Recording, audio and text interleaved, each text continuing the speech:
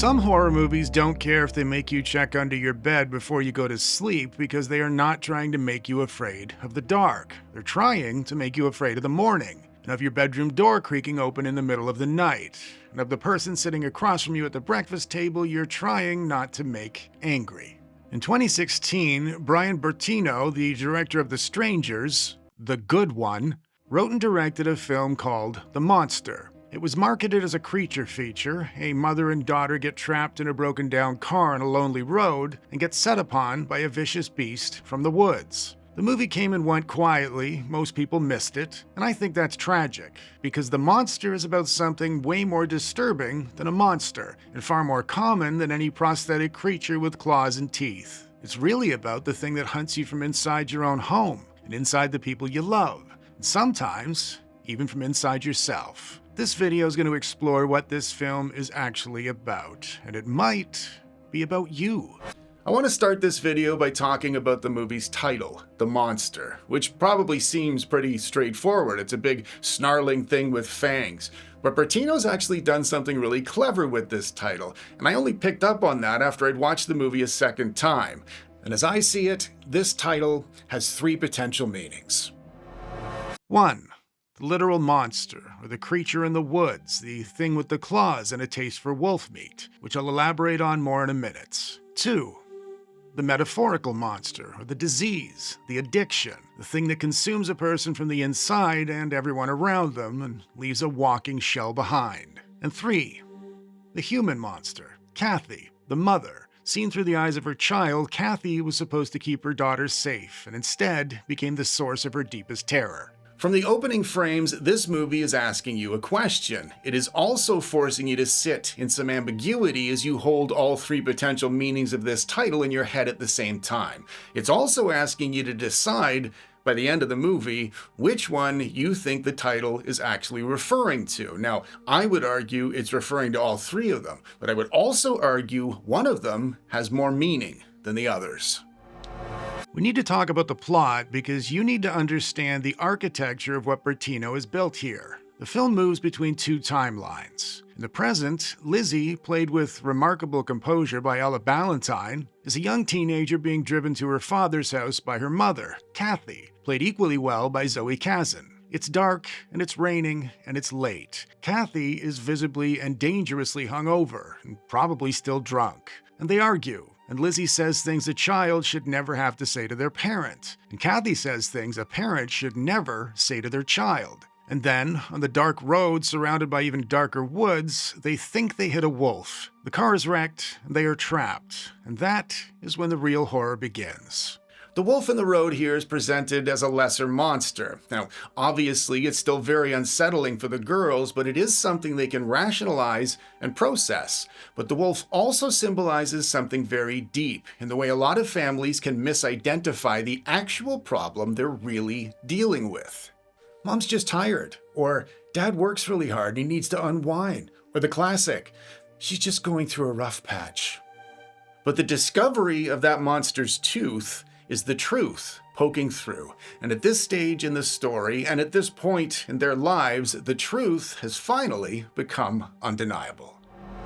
In flashbacks of Lizzie's childhood, we see a little girl navigating a home governed by her mother's addiction. She cleans up messes, and she manages her mother's emotions, and she dials emergency services when her mother won't wake up. She is a child who has never been allowed to be a child, because childhood is a luxury reserved for kids whose parents haven't fallen apart. And many of us know this dynamic. I know this dynamic, and not from watching a lot of movies and not from research. I grew up in a culture with alcohol stitched into its social fabric. It is everywhere, and it's not just normalized, it's expected. And I've seen versions of this car and this night and this relationship firsthand. And I'm not saying this to make this video about me. I'm saying it so you understand when I talk about what this film is actually saying, I'm not guessing. Even if you've never lived with an alcoholic or loved one, this film could still belong to you, because the dynamic it captures, the parentified child, the protector who is also the threat, the love that becomes indistinguishable from terror, that dynamic is not exclusive to addiction. It shows up anywhere a child is forced to become the adult in the room. It can manifest from a parent's untreated mental illness or a volatile, rage-prone father. The result is the same. It's a household governed by chaos and unpredictability. And this film understands something that too many horror movies miss. The scariest thing in the world is not the stranger in the dark. It's the person you love becoming a stranger in the dark, over and over again, and you have to keep on loving them anyway. And so, if the real monster is the disease, what's the creature? Well, Bertino isn't exactly being subtle with this aspect either. He has taken the invisible horrors of addiction and given it a physical body. And if you look at the physical body he has designed, it's telling you everything you need to know. This isn't just a cool creature design, this is the impenetrable, petrifying nature of the disease, the loving mother who became an abusive drunk, the person and the addiction fused into one inseparable, menacing form. And the hands are almost human, reminding you that the real monster has human hands that can pour a drink and push a child down the stairs. Same hands that apologize the next morning, trembling and promising it will never happen again. But most importantly, as I see it, the creature is reptilian, which means it has a reptilian brain. Reptilian brains have only one purpose: to survive at any cost. Bertino's not trying to hide anything. This monster is a walking confession. The movie's screaming at you. This is what addiction looks like from the outside. This is what it looks like when it's not hidden at the bottom of a bottle or behind a locked door down the hall. And the creature's intentionally imposing, arching posture is also telling you this is what your child is actually seeing. The car crash isn't an accident, not metaphorically speaking. The broken down car, stranded in the dark, is their home. It is the dysfunctional household they've been trapped in for Lizzie's entire life. It's a confined space she can't escape from. The outside world might as well not exist, because for Lizzie, it doesn't. And inside this broken home, Lizzie is the adult. While Kathy drifts in and out of coherence, Lizzie assesses the danger. She administers first aid, and she tries fixing things. She's relatively calm and very competent. But she's also utterly and heartbreakingly alone. And she's been training for this her whole life. The crisis on the road is just the most extreme version of a crisis she's managed since she was old enough to dial a phone. The monster outside the car is new, but she knows the monster inside the car intimately. She's been sharing a confined space with that one for years. And then, for a brief moment, hope shows up, in the form of a tow truck and a grizzled-looking mechanic named Jesse. Jesse represents the outside world, and Jesse is going to get them out of there and fix everything in a way that Mommy never could.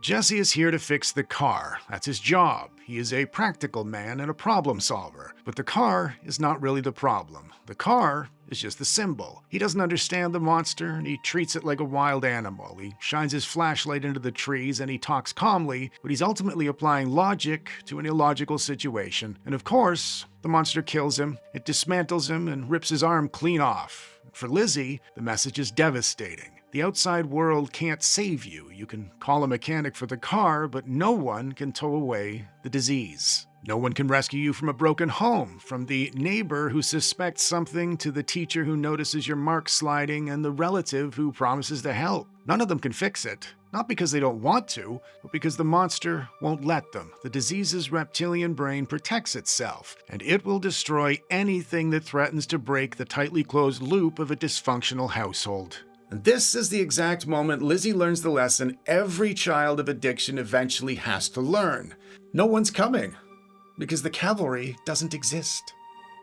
And if you really want to survive, you're going to have to save yourself, and you're going to have to do it with the tools you've already been given, even if those tools were forged in the exact same fire that's currently burning you alive. This brings us to the most important scene in the film, the scene that unlocks everything Bertino is trying to tell us. Kathy and Lizzie tried escaping in the ambulance, but the monsters brought them crashing back down. And now it's inside the vehicle with them. There's no more distance, no more running. The thing they've been fleeing from is right there, breathing in the dark. And then, Kathy does something seemingly innocuous that's symbolically remarkable. She raises her flashlight and shines it directly at the monster. She just lets it see her, and she sees it. For the first time, the monster retreats back into the woods. And this isn't some random creature behavior, it's actually the turning point of the film's entire metaphor. The flashlight's not a weapon, it is a tool of honesty and exposure and acknowledgement. For the entire film, the monster has thrived in darkness, in the unspoken and in the shameful secret that governs their lives. Kathy shining that light is the first time she has ever truly, fully admitted what she is and what she's done and what's been destroying her daughter. What we are really seeing here is the first step to recovery, and it's being rendered brilliantly for us as horror cinema. She's admitting she's powerless over her addiction, and we're witnessing her first moment of radical, sober clarity. She's not attacking anything or running away. She is saying, I'm looking right at you, I know what you are, and I am not going to pretend you don't exist anymore.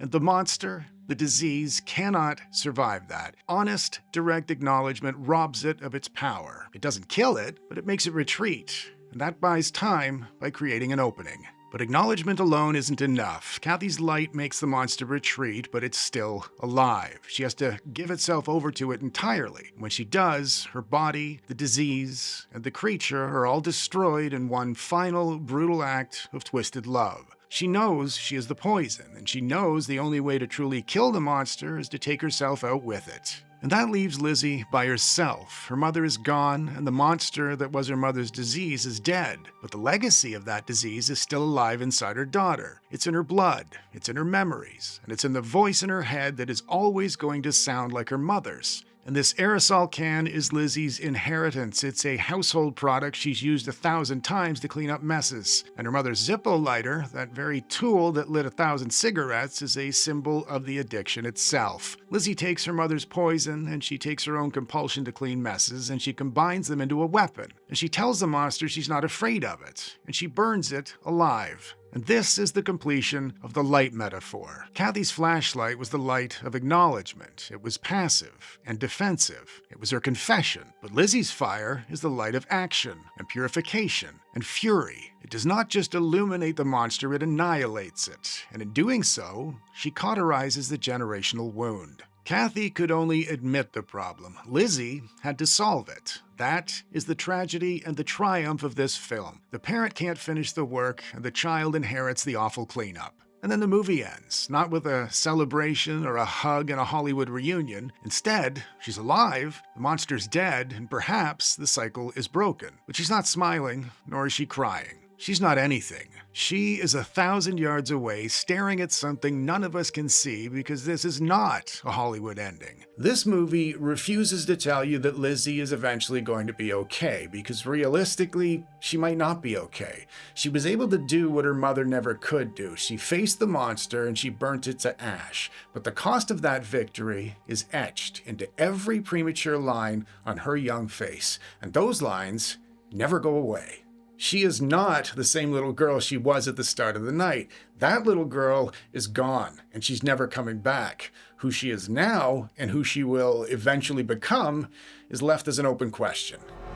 This is the part of this story that most films don't show you, the part after the victory, the part where you're still alive but you don't recognize yourself, the part where you've escaped the car but you're still carrying the car inside you. The monster is dead, but its shadow remains. The voice that sounded like your mother, the flinch when someone raises their voice, the inability to trust love because love was always tangled up with terror. You burn the monster. You walk away from the wreckage, and then you spend the rest of your life learning how to be a person who wasn't raised in a cage. I said at the beginning, this film might be about you, and that wasn't a rhetorical flourish. Maybe you've been in that car. Maybe you're still in that car. Maybe your monster was an alcohol. Maybe it was a person, or a memory, or a version of yourself you've been running away from for years. The details might change, but the dynamic never does. The Monster is a film about the horror of the familiar. It's about the terror of the thing you love becoming the thing you fear. It's about the lonely, brutal work of saving yourself when no one else can. And it's about the long, quiet aftermath that rarely makes it into the credits. If you still happen to be in that car, I don't have a tow truck, and I can't fix anything for you, but I can tell you what this film showed me and what I've seen to be true in my own life. Shine the light. It won't kill the monster, not yet, but it will make it retreat, and it will buy you a moment. And in that moment, you can go and find your fire. We've been talking about this title having 3 different meanings, from the creature, the disease, and the person themselves. I'm going to suggest there's also a fourth meaning that doesn't appear until the end of this story. I'm going to further suggest it holds the most meaning. If you've been affected by this sort of thing, directly or indirectly, I'm going to suggest the monster is also the part of you that survived. It is the part of you that learned how to fight. It's the part of you that was able to pick yourself up and walk away from this kind of wreckage and keep on going. And that's the part of you you need to hang on to, not just because it'll help you going forward, but because you fucking earned it. I'm Johnny Recaps. And until next time, folks.